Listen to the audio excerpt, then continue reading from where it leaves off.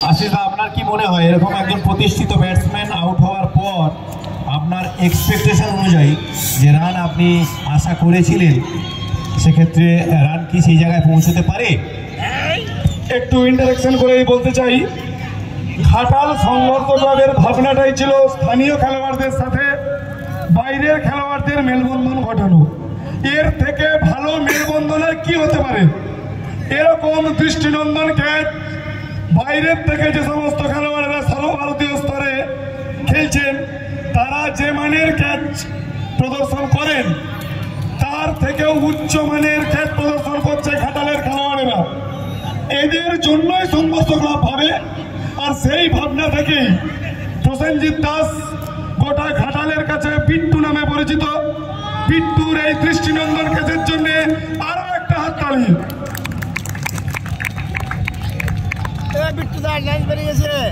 অনুজ কুমার নতুন ব্যাটসম্যান।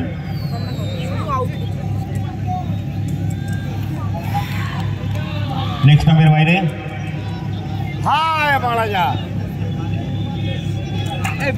সত্যি অভিজিতের কথা মতোই আমরা যেটা দেখতে পেলাম, বিটু সে ক্যাচটা নেওয়ার পরে রান সংগৃহীত হলো। সম্ভবত একজন দর্শক লুঙ্গি পরিহিত এবং খালি গায়ে যেভাবে বিট্টুকে অভিনন্দন জানালো সেটা সত্যি একটা আবেগের বিষয় এবং এটা একটা দৃষ্টিনীয়, মানে ডাক্তারবাবু সত্যি খুব সুন্দর একটা বিষয়। ডাক্তারবাবু বলছি, আইপিএল কেন? দেখুন, এই আইপিএল চালু হওয়ার পর কত নতুন নতুন ছেলে কিভাবে প্রতিষ্ঠিত হচ্ছে। ভারতীয় দল শুধু নয়, সারা বিশ্বের ক্রিকেটে একটা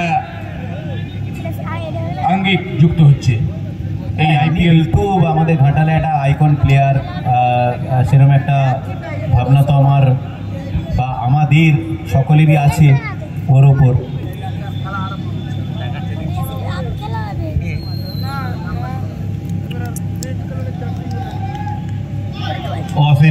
পরের বলটি ইন্ডিকেট দিয়ে মারতে গিয়েছিল, ব্যাটে বলের সংযোগ হয়নি, কোনো রান হয়নি।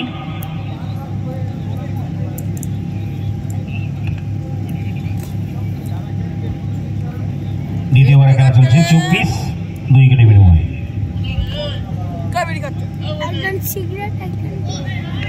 ভালো বোলিং ওয়াসির ইসলামের, এই বলে কোনো রান হলো না, সাথে সাথে ওভারের সমাপ্তি। 2 ওভার শেষ হয়ে গেল। 2 ওভারে শেষে 24, 2 উইকেটে বিনিময়ে। এই ওভারে সবচেয়ে নির্ভরযোগ্য ব্যাটসম্যান বঙ্গবাসী ক্লাবের তফিকুদ্দিন মন্ডলকে প্রসেনজিৎ দাসের হাতে ক্যাচ দিয়ে ফেরত গেছে। আশিস দা, আপনার যে এক্সপেকটেশন রানটা ছিল সেটা কি এই মুহূর্তে একজন নির্ভরযোগ্য ব্যাটসম্যান আউট হওয়ার পর সেটা কি সেই জায়গাতেই রয়েছে, নাকি বঙ্গবাসী ক্লাবের ব্যাটিং লাইন আপ যথেষ্ট ভালো, বড় বড় প্রতিষ্ঠিত ব্যাটসম্যান আছে। এক্সপেকটেশন করাই যায় 130 রান, 29 রান। মোটামুটি আপনার ভাবনা অনুযায়ী লড়াকু একটা ব্যাপার হবেই মনে হচ্ছে নাকি? একদম। বাকি ব্যাপারটা সুমিতদা আছেন, আমাদের অভিজ্ঞতায় ভরপুর, আমাদের সিনিয়র দাদা সুমিতদা বাকি ব্যাপারটাকে বলবেন। অবশ্যই উনি তো আছেনই। ওনার এই বঙ্গবাসী ক্লাবে 190 রান অতিক্রম করেছে, আবার 129 বল। বোলিংয়ের পরিবর্তন, মাঠের পশ্চিম প্রান্তে মেহরোজ রাজা ইনিংসে তৃতীয় ব্যাটিং করতে আসছে।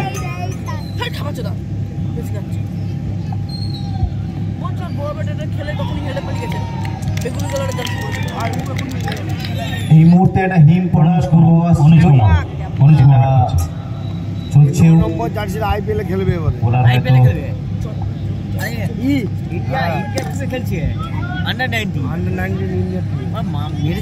শর্ট মিডল অঞ্চল ঠেলে দিয়ে একটি রান। অনুজ কুমারের মোটামুটি ওভারের শুরুটা বেশ ভালোই হয়েছে। এই মুহূর্তে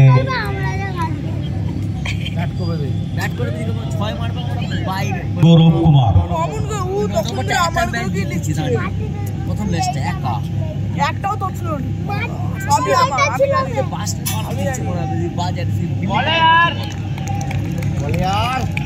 সত্যি অভিজিৎ যেটা বলে গেল যে বাইরের প্লেয়ার এবং স্থানীয় প্লেয়ারদের সংমিশ্রণে এই যে প্রতিযোগিতা, সেখানে মিডিকেটের উপর দিয়ে তুলে দিয়েছেন গৌরব কুমার।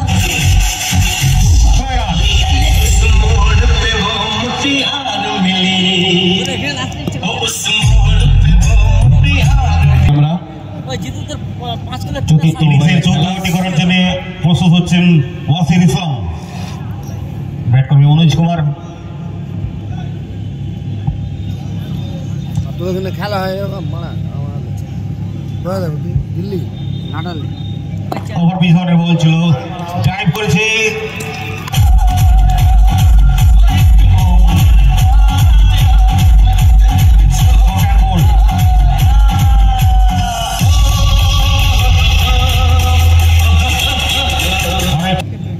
ক্লিক করে দিয়েছে, দৌড়াচ্ছে ফিল্ডার।